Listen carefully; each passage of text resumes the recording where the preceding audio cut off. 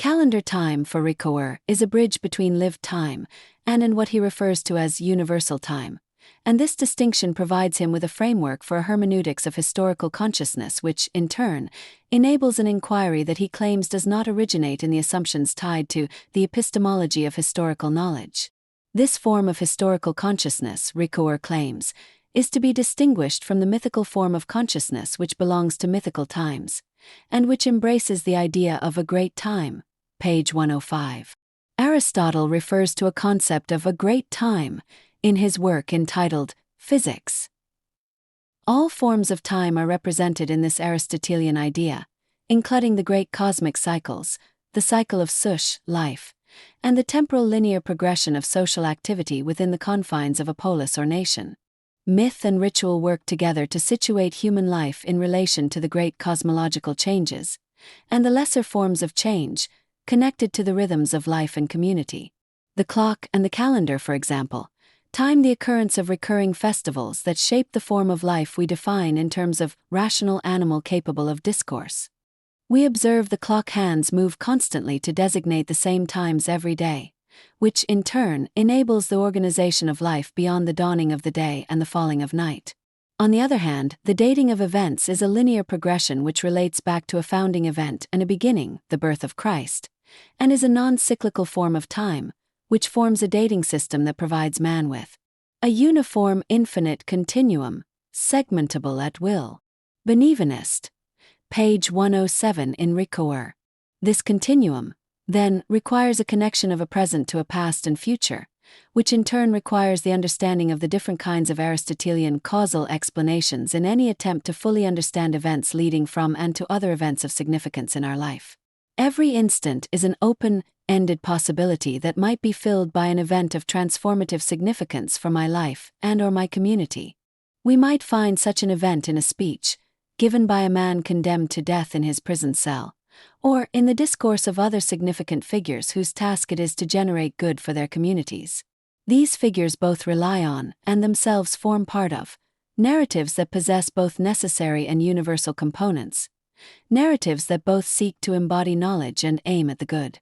The succession of these important figures over generations, themselves, become part of a grand narrative that we can find embodied in our historical writings.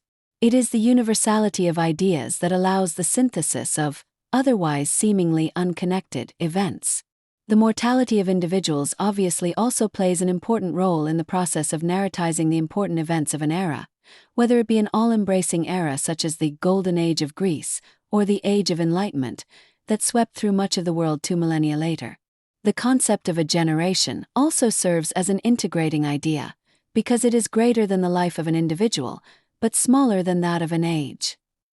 Such a concept also appears to allow a phenomenological investigation into the experiences of generations and the experience of the we, which is both directly and anonymously experienced. Ricoeur invokes Max Weber's concept of ideal types to characterize the sociological roles of actors occupying various positions in society. This concept, perhaps, makes use of a problematic view of the ideal, which disconnects the ideal from the real, and thus from its epistemological and metaphysical implications. The ideal of generation, on the other hand, means to refer to ancestral testimonies about events that have not been witnessed by later generations, concerning people they never knew. This enables a generation to retain a sense of the past in a present, looking out onto a different future. Individually, however, all individuals of a generation are destined to die, but they can in a sense transcend this death, in the idea of the next generation, bearing this sense of the past into their futures. The idea of a species which, perhaps Aristotle was attempting to define in his definition rational animal capable of discourse, is an idea of the human form of sush, life. This idea spans all generations. Traces of the past are lodged in historical archives, and are created and sustained by institutions, whose aims and goals are connected jointly to the truth and the good. In both of these contexts, the facts are of central importance, but it must be pointed out that these are not the atomic facts of the scientists or scientifically inclined philosophers, e.g. logical atomists, logical positivists, but neither are they the correlates of the essences the phenomenologist is in search of.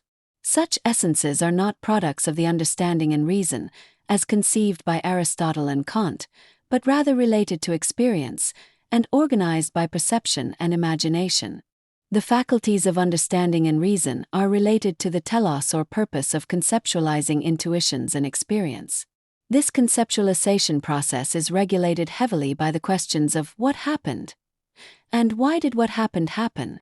The why in this latter question proceeds on the assumption that the process of conceptualization is firmly embedded in the context of explanation and justification. In such contexts, the beginning of the process of reflection is a principle or law, whose intention is to organize experience. Classical science of a certain kind also uses this context, but modern science is more inclined towards contexts of exploration/discovery in which perception and imagination obviously play important roles. Whilst experience is in focus, these two faculties become importantly relevant powers of cognition. Focusing on the potentiality of the rationality of man, on the other hand, demands a type of reflection that takes a metaphysical transcendental view of experience, of the kind we find in Kantian critical philosophy and Aristotelian hylomorphic philosophy. These kinds of reflections are perhaps essential if one is to respect the logic of the difference between the contexts of explanation/justification and the contexts of exploration/discovery. Historical attachment to the verifying power of official documentation is an important conceptual, rather than experiential element of the historical process, and it is part of the kind of reasoning we find in critical and hylomorphic philosophy. The document, on this non-phenomenological view, is not a trace of an experience, but rather a conceptual transfiguration, which is partly regulated by the principles and laws of history. The experience of the passage of time, highlighted by Augustine, and the idea of a past as something that has passed away, forces upon us a notion of a trace of the past, page 119. The trace, on such an account, is viewed as a kind of monument rather than a conceptual entity that has selectively transfigured experience for the purposes connected to the ideas of the truth and the good. Heideggerian existentialist/phenomenological concern with care does not directly encourage a focus upon the knowledge and truth aspect of the historical process. The Heideggerian emphasis on the temporal dimension of the future, on the other hand, is an important aspect of the focus upon the idea of the good, so important to Aristotle in the arena of human activity. This temporal dimension is prioritized in Heidegger and becomes an essential temporal dimension. This, together with the holistic idea of care, becomes important in the human sciences in general, especially if the concept of forms of life is to avoid all attempts at materialistic or dualistic characterizations. Heideggerian references to what is termed world historical relies on the idea that the equipmental ready-to-hand context of the historical has disappeared. Ricoeur brings to this debate notions of the surplus and decrease of meaning.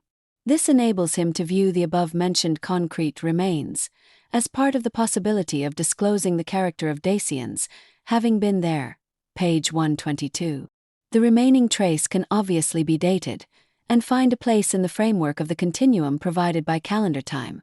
Moreover, the concrete physical remains of monuments can be carbon dated by the extremely exact procedures of science. In this kind of investigation, the beginnings and ends of physical processes, in the context of the time of cosmic processes, are very significant. On a daily basis, however, in our everyday being in the world, it is the clock as well as the calendar that decides, for example, when we shall meet a friend in the agora, and indeed decides all meetings, formal and informal, in the polis. The day, otherwise, does not play a significant role in scientific measurements of time, which focus on both micro-events, at nanoparticle level, and macro-events, over billions of years. The last day of a man's life may be one of the most significant events in that life, and may even be a significant event in the history of the polis if one's name is Socrates, but it is an insignificant event in the cosmological measurement of time, and as such has no more meaning than the extinction of the light of a candle late at night in one of the dwellings of the polis just before going to sleep.